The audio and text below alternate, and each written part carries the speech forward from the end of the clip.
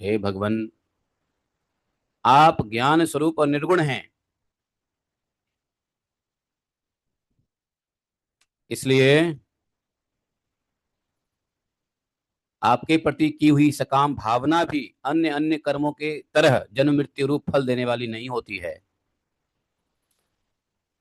बताया था कि सकाम भी यदि मन में कोई कामना भी हो तो भी भगवान की ही भक्ति करनी चाहिए, पूजा करनी चाहिए। कारण क्या है कि सकाम अगर हम करते हैं, भगवान की भक्ति करते हैं, तो उससे जो कर्मों का फल होता है, वह कर्म का फल ऐसा नहीं होता जैसे अन्य कर्मों के तरह जन्म मृत्यु में फंसाने वाला होता है। नहीं,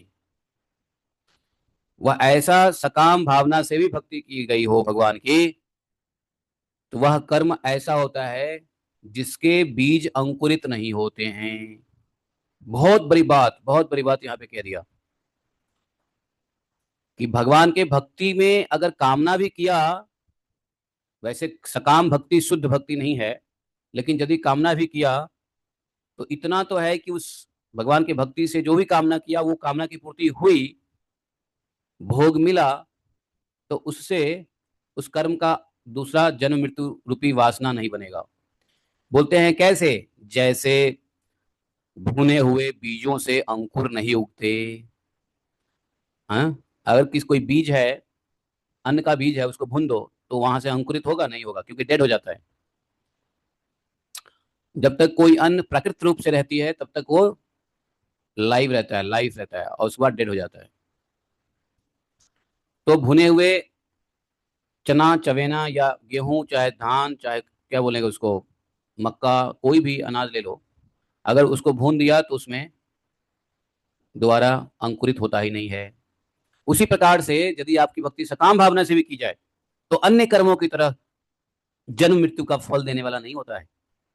इसलिए साधु लोग कहते हैं कि अगर सकाम भक्ति भी करनी होवे तो भगवान की करनी चाहिए, अन्य की भक्ति करने का कोई फायदा नहीं। इसलिए भक्ति सिर्फ भगवान की, पूजा किसी और की कभी कभी हो सकता है। और पूजा देखो, भक्ति रोज करने की चीज होती है, पूजा रोज करने की चीज नहीं होती है। आप समझ गए? भक्ति और पूजा में ये भी अंतर है। भक्ति रोज करने की चीज होती है, भक्ति मतलब 24 आवर भक्ति भाव में ही रहना होता है। लेकिन पूजा तो कभी कभी होता है, जैसे चलो आज संक्रांत है तो आज होली है, आज दिवाली है, आज अनंत चतुर्दशी है, तो आज है कुछ है, कुछ है, शिवरात्रि